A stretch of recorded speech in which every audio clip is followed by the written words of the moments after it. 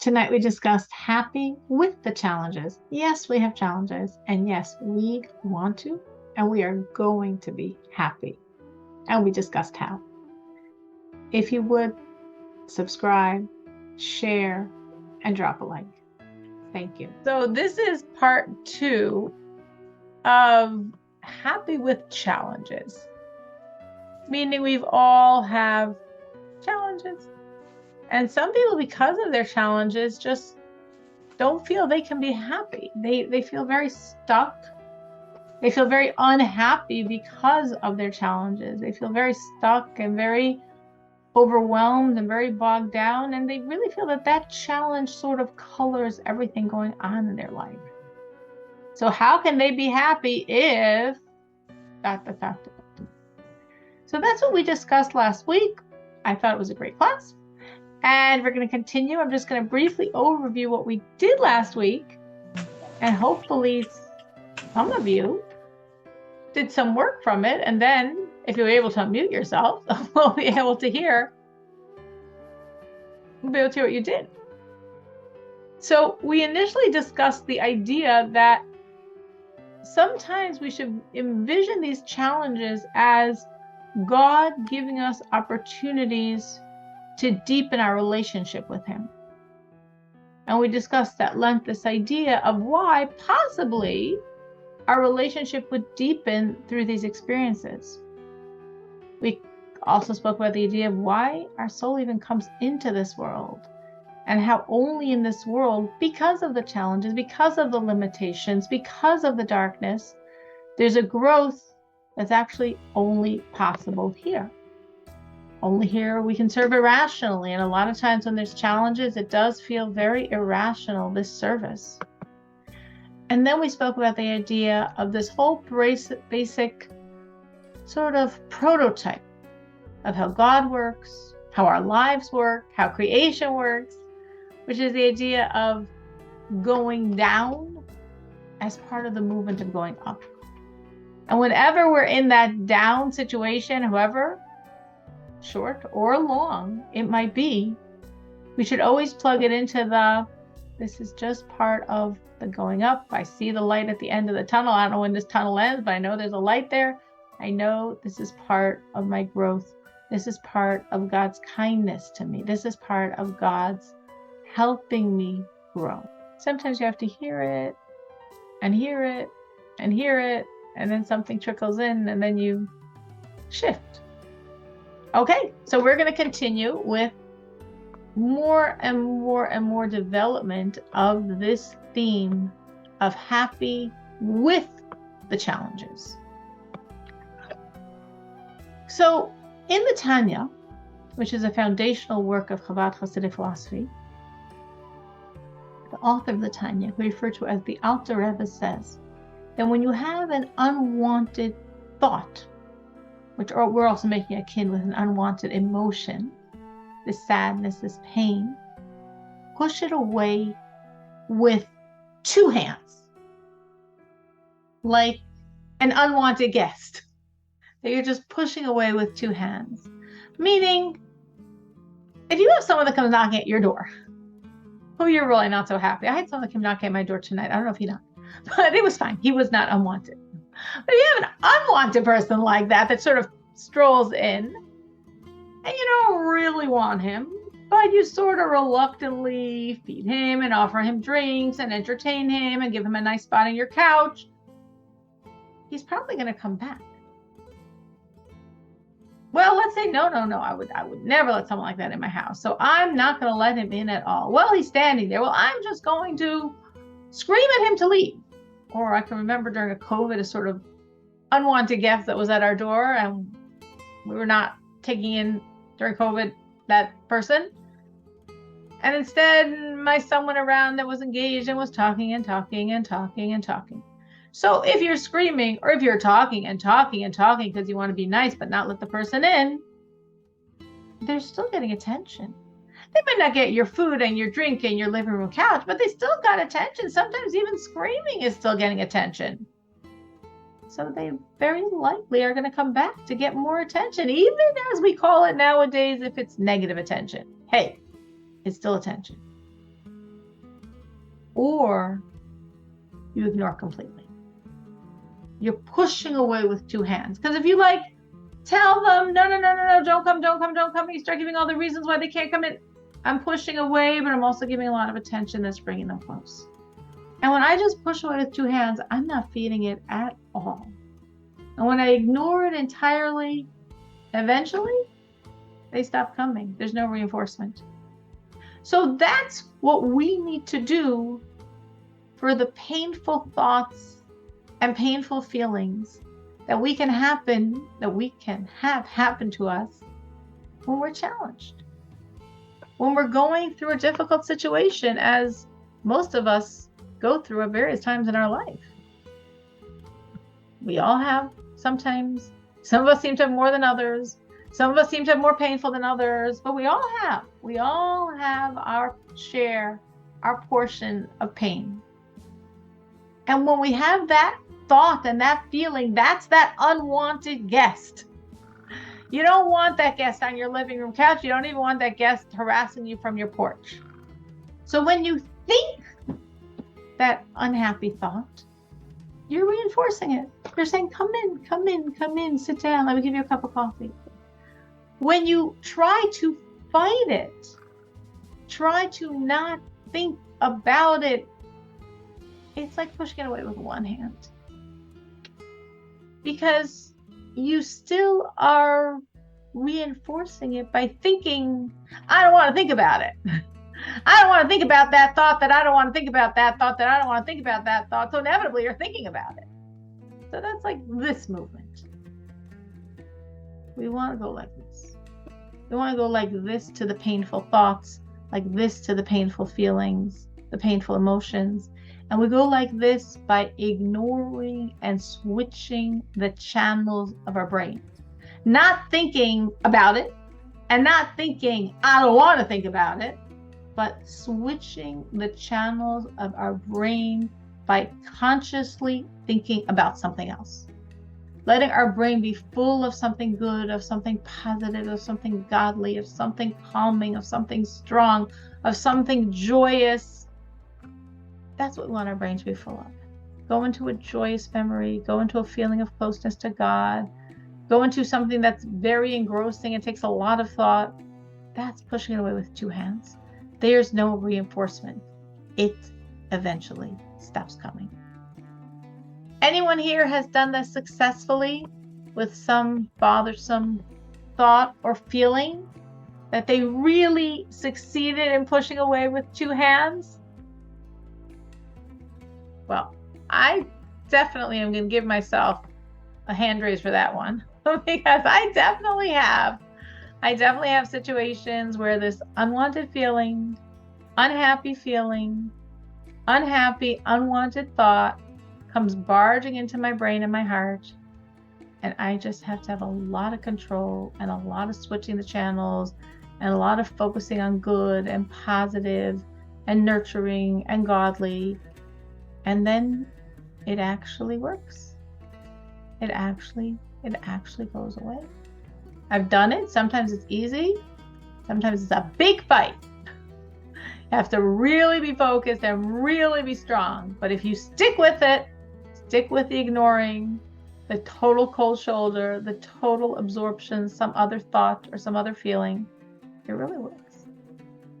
Anyone else has had this besides me? That they've tried this, they've done this, and they've seen it works or not? Okay, well, definitely it is worth trying. Again, someone just joined. So I'm going to review this very practical technique, which I personally do and definitely can say works. When the unhappy thought or unhappy feeling comes, don't feed it. Don't think about it. Don't think about not thinking about it. But instead, immerse your mind or immerse your emotions in something positive and something joyous and something godly and something absorbing. And if you really, really stay focused on the positive or the joyous or the godly, the other thing just dissipates. It just goes away. I've done it many times. Aviva says yes, but you got to decide you're going to do it. And she's right. Sometimes we're stuck in that pity party, as I think of it, and it's hard to disengage. It's sort of an insidious trap, or a very comfortable, familiar territory, familiar space, comfortable space. So it's like a little hard to extricate ourselves out of the comfort zone of being unhappy, the comfort zone of being in pain. But if you think of it like that, it's not a comfort zone being unhappy, and it's not a comfort zone being in pain, and it's not worth it, and we don't want it, and we got to get out. And the only one that can get us out is ourselves, sometimes, of course, guided by someone who's helping us. But ourselves, with a lot of mental focus and emotional focus, we can get out. We can make it not so comfortable, not so familiar, and not where we want to be. Okay, so what we're really saying here, which of course is this fundamental truth, is the mind is the key to the emotions. And focusing or turning off our mental energies really controls our emotions. Just as we said last week, well, if you were really burdened by something, but then your child came home unexpectedly, who you haven't seen for 6 months, and you're just so happy to see him, what happened to your problem? What happened to your issue? What happened to that overwhelming pain? Well, it's still there, but it's in the background. Because in the foreground is all this joy seeing your child. So you don't really feel bad and sad and stuck and depressed and in pain, because it's behind what you're feeling now, which is all this joy. So the mind is really the key to the emotions, and focusing or turning off our mental energies really controls our emotions and really changes our reaction to events. So if we discipline our thoughts, then we don't let these negative emotions build up inside. Because again, from my thought is going to come my emotion. So where my mind is going to go, that's where my emotion, just on its own, so to speak, is coming. But it's really coming from where my mind is going. So if something's upsetting me, the first thing I want to do is shift my mind. I want to shift my mental energies. I want to, as I said, change the channels in my brain until I'm no longer bothered. I want to kill the negative emotion by not feeding it. And once I'm not controlled by this sadness, this depression, this negative energy, then I'm not burdened by the emotional colors of my situation. I can focus on the truth. It's all from God. All, in essence, is good. I know it's Him. I know He loves me. I know He's doing this for some reason. Sometimes we go through things and we're like, why? And sometimes we're like, shh, stop asking why. There's no point in asking why. Just remember it's God, and remember He's good, and remember He loves you, and remember it's all from Him. No accidents. No, but I did something really stupid. I made a really bad mistake. That's very possibly true. But all of your mistakes can't take God out of the picture. Whatever you did wrong isn't taking away His ability to make things happen. So, all your mistakes notwithstanding, this script is from God, and He loves you. Now, sometimes people think, well, wow, such strong advice. Don't think about it. Don't emote it. Switch the channels. Focus on something godly and positive and wonderful and joyous. So, I'm not dealing with my pain. I'm diverting myself from my pain. That doesn't sound so healthy. I should experience the pain. Pain is it's a signal to help me improve my situation. Otherwise, this is just avoidance. This is just denial. This isn't dealing with the situation. If you sit in darkness long enough, your eyes get used to it. You think darkness is light. So people will tell you things like that, or you could tell yourself things like that. Like, no, she's wrong. We're supposed to feel the pain. Pain is a catalyst for growth. Pain makes me realize something's wrong. pain's going to push me to change. If I'm so complacent that I'm totally not feeling the pain, I'm just going to ignore the problem, not solve it. So you might hear that argument, or you might yourself be thinking that. But the other side that you have to remember is that pain makes us very sad. It makes us very depressed, paralyzes us, strips us of the vitality we need to solve our problems.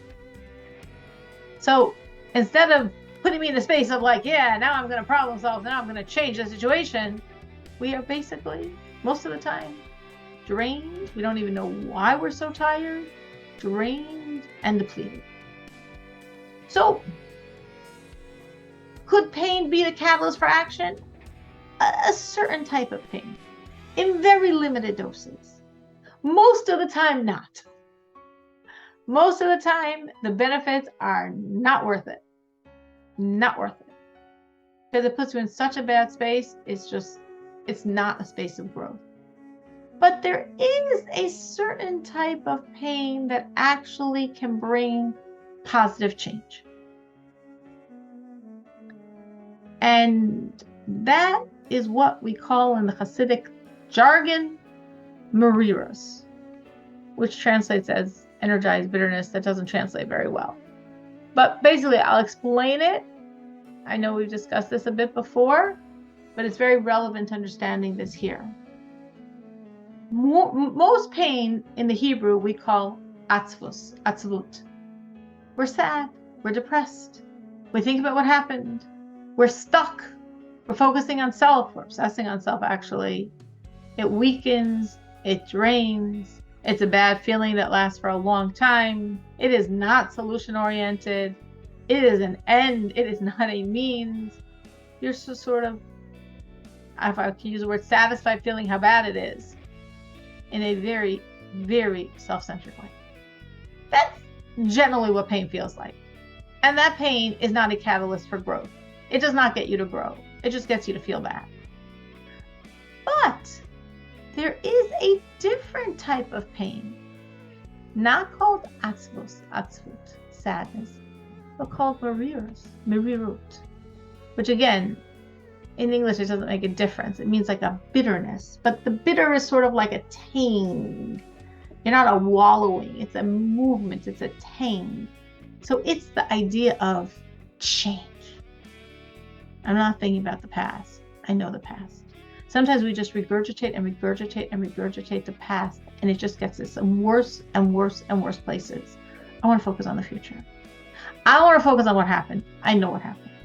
I want to focus on how it's going to change. I don't want to focus on myself. That's for sure a road going nowhere. I want to focus on God. This type of pain is a tool moving forward. It energizes. There is a positive drive to achieve, to make a difference, to find a solution. This is not an ends. This is a means. This is not only about me. This is about others. So this is good. No, this is not good. This is a great place to be. No, this is not a great place to be. Why not? Because it's still dangerous. It's very easy to slip from here into the normal, garden flower, genetic, atzvut, sadness, depression. I'm stuck wallowing in my pain. It's very hard to stay in the space of I'm using it as a tool to move forward. So even when you're really, really consciously thinking, I'm going to do this, I'm going to think enough to get myself to change, that enough should be for a very short amount of time. We want a very limited amount of time because we don't want to get stuck and sad. We want to move forward with joy. For example, just this difference in perspective. There was once a movement for people to put an empty chair by the Seder. They thought this was a beautiful idea. The empty chair is to commemorate the 6 million that don't have a Seder. when they came to the Lubavitcher Rebbe with this idea, like to promote it among all of his followers, the Rebbe said, Passover is not a time to focus on sadness. We should commemorate the 6 million, but not by putting an empty chair. Let's put an extra chair and fill it with someone who otherwise wouldn't be at a Seder.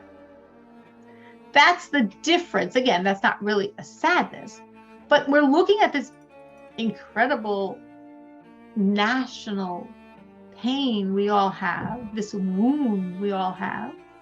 And instead of wallowing in the pain, we're saying, let's move forward with it. Let's do something more positive because of it. Let's make a positive change in the future because of the pain we've endured in the past. That's the forward-moving, change-oriented, energized, solution, other-centered miriros, instead of the stuck in pain atzvos. So if somebody was